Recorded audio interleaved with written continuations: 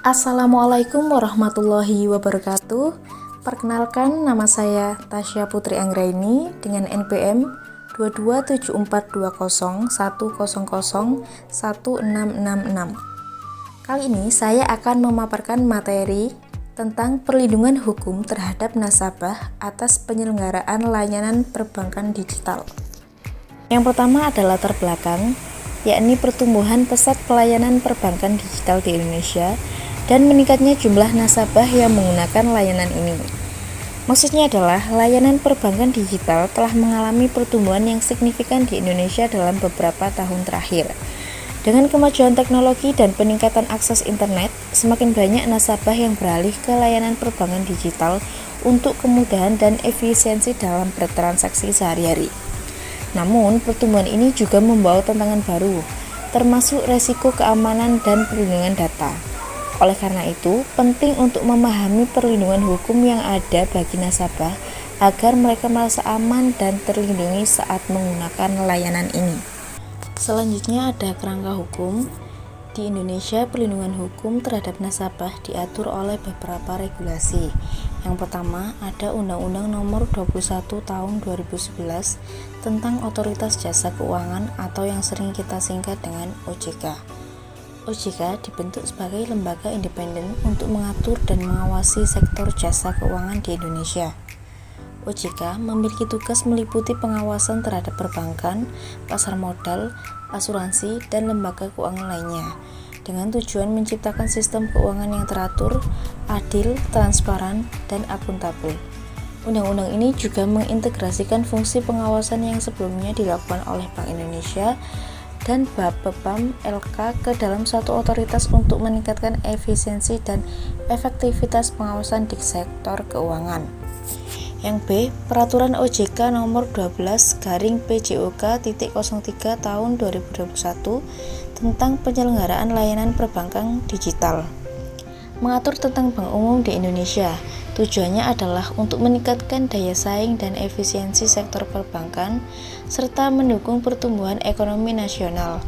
Peraturan ini mencakup 19 bab yang meliputi ketentuan umum, pengawasan, perizinan, dan pelaporan bank.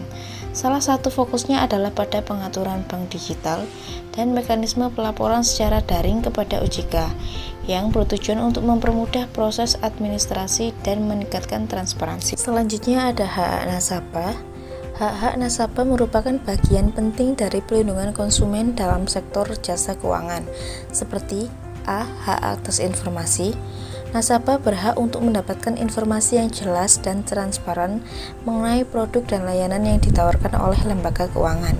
Hal ini termasuk detail produk, yakni penjelasan tentang fitur, manfaat, risiko, dan biaya terkait produk keuangan seperti tabungan, pinjaman, atau investasi, serta keterbukaan informasi, yakni nasabah harus dapat mengakses informasi yang relevan sebelum membuat keputusan keuangan, sehingga mereka dapat memahami sepenuhnya apa yang mereka pilih. B. Hak keamanan data. Hak ini menjamin bahwa data pribadi dan transaksi nasabah dilindungi dari penyalahgunaan. Poin-poin pentingnya meliputi perlindungan data pribadi, seperti lembaga keuangan wajib menjaga kerahasiaan informasi pribadi nasabah dan tidak boleh membagikannya tanpa izin. Dan keamanan transaksi ini, yakni proses transaksi harus dilindungi dengan teknologi yang memadai untuk mencegah akses tidak sah, pencurian identitas, dan atau penipuan. Yang C, ada hak untuk mengajukan keluhan, yakni nasabah berhak untuk mengajukan keluhan jika mereka merasa dirugikan atau tidak puas dengan layanan yang telah diberikan. Tanggung jawab penyelenggara. Yang pertama, kewajiban penyelenggara layanan keuangan mencakup A. Menjamin keamanan sistem teknologi informasi, yakni penyelenggara harus memastikan bahwa sistem teknologi informasi yang digunakan aman dari ancaman cyber dan pelanggaran data untuk melindungi informasi dari nasabah tersebut. B. Melakukan verifikasi identitas nasabah secara ketat.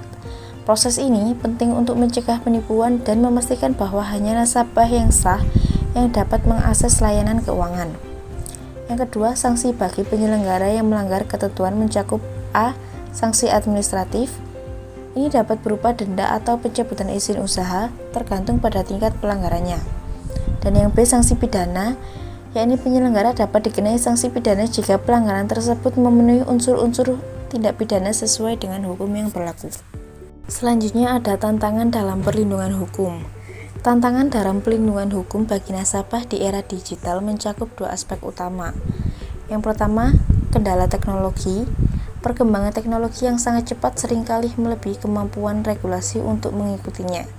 Hal ini menciptakan celah dalam perlindungan data dan keamanan nasabah, karena regulasi yang ada mungkin tidak cukup untuk menangani ancaman baru yang muncul dari inovasi teknologi, seperti serangan cyber dan kebocoran data. Yang kedua, kesadaran nasabah. Edukasi kepada nasabah mengenai hak-hak mereka dan resiko dalam perbankan digital sangat penting. Banyak nasabah yang belum sepenuhnya memahami hak-hak mereka, sehingga mereka mungkin tidak dapat melindungi diri dari resiko yang terkait dengan layanan perbankan digital. Kesadaran ini perlu ditingkatkan agar nasabah dapat mengambil langkah-langkah yang tepat untuk melindungi informasi dan aset mereka. Ada upaya peningkatan perlindungan. A. Edukasi dan sosialisasi tentang penggunaan layanan perbankan digital yang aman sangat penting untuk meningkatkan perlindungan nasabah. Program ini dapat membantu pengguna memahami risiko seperti phishing dan malware serta cara melindungi data mereka. B. Kerjasama dengan stakeholder termasuk OJK dan lembaga keuangan juga krusial. Melalui kolaborasi ini, informasi mengenai risiko dan pelindungan nasabah dapat disampaikan secara transparan, menciptakan lingkungan perbankan digital yang lebih aman. Dan yang terakhir adalah kesimpulan. Kesimpulan dari materi yang telah saya paparkan adalah perlindungan hukum terhadap nasabah dalam layanan perbankan digital sangat penting untuk menciptakan ekosistem keuangan yang aman dan terpercaya. Selain itu, diperlukan kerjasama antara pemerintah, penyelenggara, dan masyarakat untuk meningkatkan kesadaran dan perlindungan hak-hak nasabah. Demikian presentasi dari saya, kurang lebihnya saya mohon maaf. Terima kasih dan wassalamualaikum warahmatullahi wabarakatuh.